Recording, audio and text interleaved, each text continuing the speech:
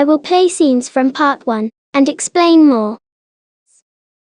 Then, I just give up on socialization, and lock myself up, in my own little world. With my cats, I often can't keep too many friends for too long. It all gets too much. I can't function under social pressure. I reach a point where I just can't connect anymore. And I need to be alone with my cats. I reach a limit on the amount of information that I can take. When people tell me endless stories, it takes me a while to start to process them. Usually, the processing gets done after I've decided to let these people go, and not be their friend anymore. Then, I'm not being given any more new information, and then I can process what has been said. Although, I may still be confused about it, or it may leave me with new confusion and fears, or leave me with new triggers. Meaning, I will reject anything related to these topics, from anyone, and stay away, due to bad experiences with these subjects. It's hard to talk to me. Especially if you don't know what you're doing, or don't know how to talk to me, or don't know what I can and can't handle. If you just talk and talk and talk, I have no way of processing it. It's like in cults, members don't have the time to process the information given, so they just go along with it, without really knowing what they're going along with. My mind is so fragile, and younger, that I may not understand the information given, without knowing that I don't understand it, and I really don't know enough about this stuff, to approve or disapprove of it, so of course I will just believe it.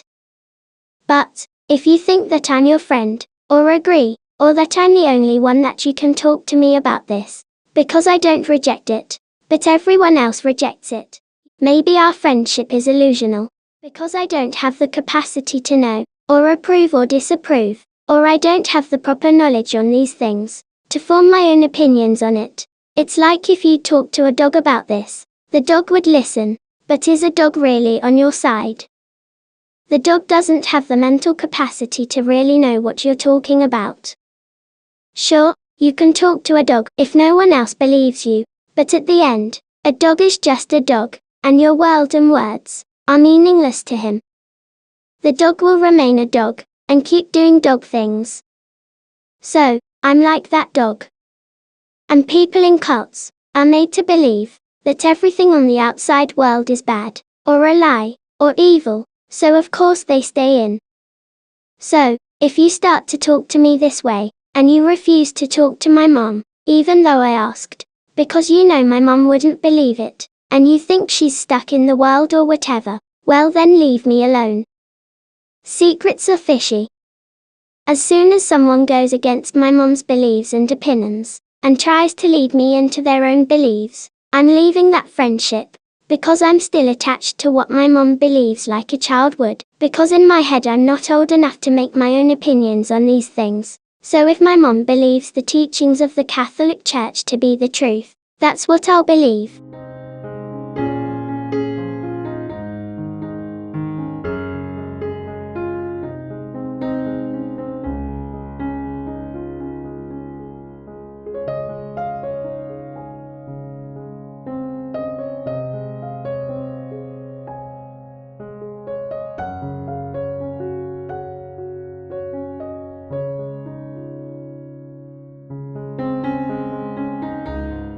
I'll just go with what my mom says, because I don't know enough, and it's too complicated.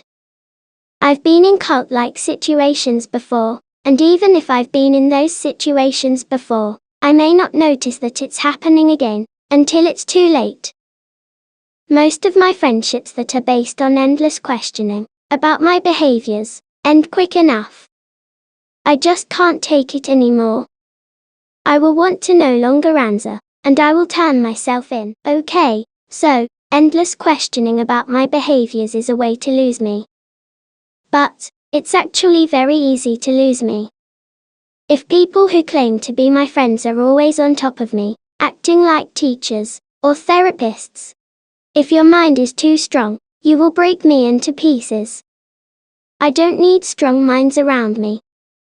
I need humble hearts. Those who think they have what it takes to help me, are usually the ones who will lose me, because they may put themselves in roles that they really shouldn't. And I may not know that it's happening, and within that role, they may not know what they are doing, so I end up getting hurt. Don't get into a role that is not meant for you to get into. It is not your job to teach me anything. It's not your job to try to help me to be more independent.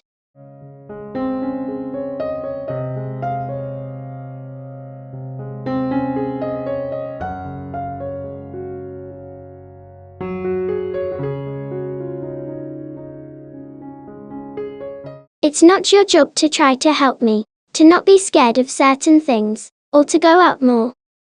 If you give yourself all these jobs, without knowing me, or without knowing how I function and process information, you run the risk of making things worse. These sentences will throw me off, and quickly get me to avoid you. If you say, I need you to tell me a bit more, I need you to trust me, I can't know what you need unless you tell me.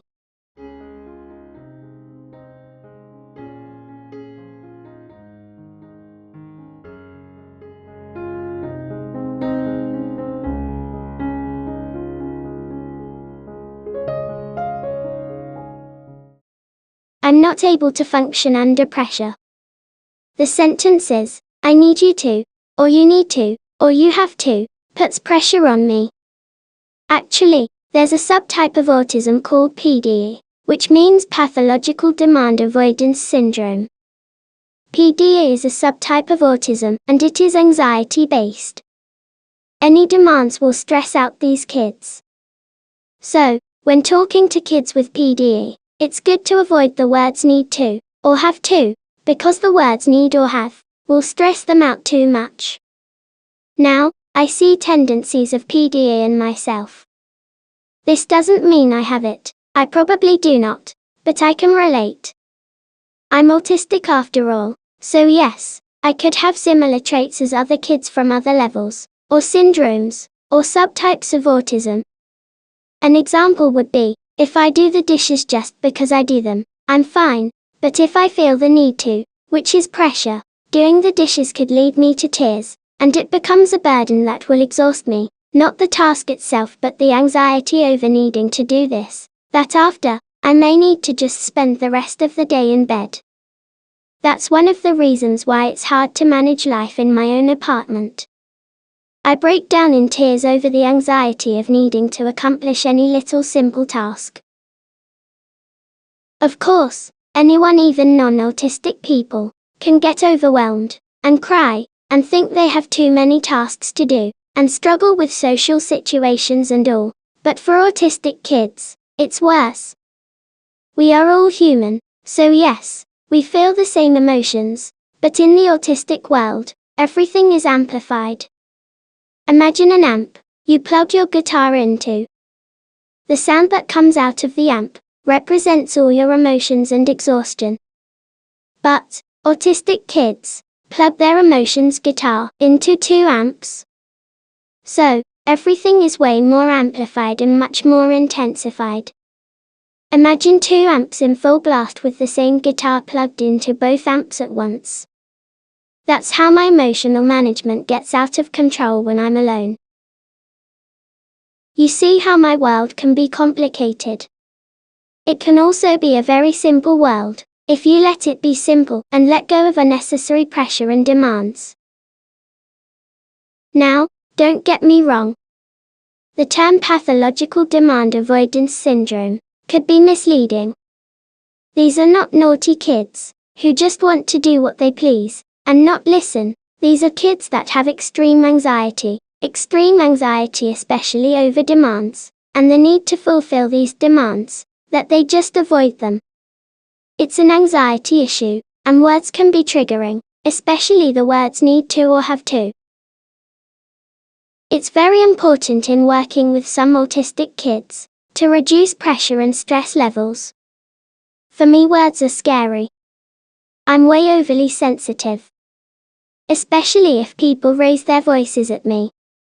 I can't handle it too well, it scares me, and I will automatically think I did something wrong. Friendships will bring a certain form of social pressure, or social demand pressure on people. You guys know this.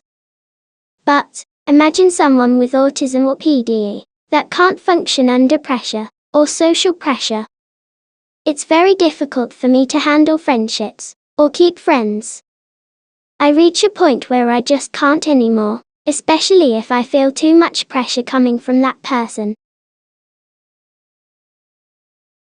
Autism causes problems with language, communication, socialization and other things.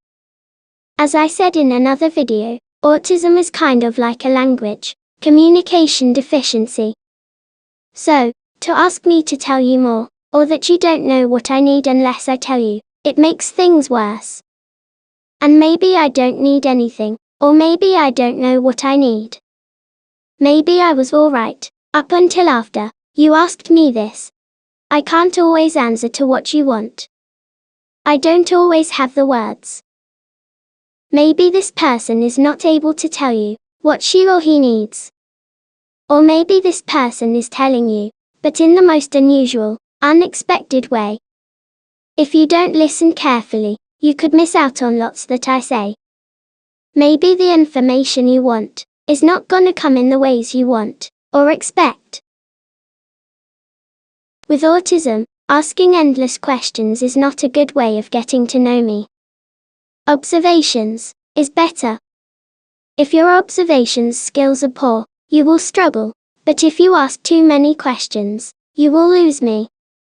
It's like a dog. It's very possible to get to know your dog just by observation. That's the best way of getting to know me. But, if you are not able to get to know me without asking questions, then how do you get to know your pets? Sometimes, autistic kids will communicate to you in the most unusual ways.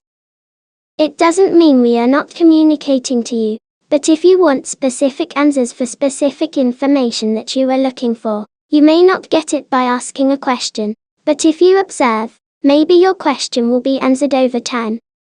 Kind of like a regression time, to progress in a different way later. When I come out of reset, will my social skills be just as they were before? No, probably not. Lots of reasons why my social skills won't be as they were before. I may be scared of you.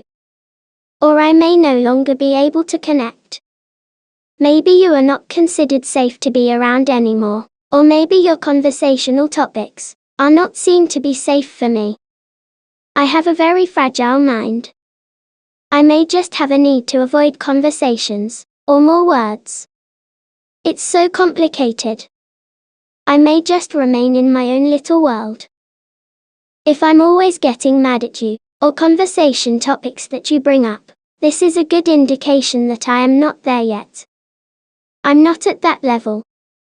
If I tell you, maybe you should talk to my mom about this, I'm telling you that I don't know about this. By asking you to talk to my mom, she knows, so it's useless for you to talk to me about it. Also, people who are always trying to give advice will lose me. Advices are like obligations. You need to do this, or you need to think this way. Obligations through advices will irritate me. And in case some of you guys haven't seen my video Words Are Like Monsters, I will play it shortly, but keep in mind that advices are like monsters too. I'm scared of words. I'm very sensitive. Okay, here's my short video Words Are Like Monsters. Some autistic kids get terrified when you talk to them. This is an important video. Words are like monsters. Words are like monsters. They sneak up on me. Words are like monsters. They are there without any invitation. Words are like monsters. They come and scare me. When I run away from them, they come back. If I face them, they spook me. Sometimes, words make no sense at all. Figuring them out is a nightmare. Incomprehensible concepts behind words can lead to spooky storms of confusion, with nights of unrest and mental turmoil. Some words are triggering, and these are the scariest words of all. The end. Okay. Just be careful on how you talk to autistic kids. Our language processing is different. Also, any questions about emotions, I may struggle to answer, but that's a whole other story. Maybe for a future video, we'll see. All this doesn't mean that you can't talk to me, that you can't ask questions, that you can't ask me how I'm feeling or how I felt. Of course, I love when people talk to me and care, but it just means to be careful to the words you use, conversations you bring up, and how you say it. It's difficult because I'm human and need to socialize, but I reach a point where I just can't anymore. So, I spend most of my life isolated. I need to socialize, because I'm human, but friendships usually end up hurting me, or causing more harm than good. I remain alone and isolated, which is also not good. Healthy friendships are difficult for me to find. Often it unwillingly turns into control, manipulation, verbal abuse, and emotional neglect, even if that's not at all what the other person intended. Most people I meet have good intentions in their hearts, but their good intentions backfire. I'm not one of the easiest person to be friends with.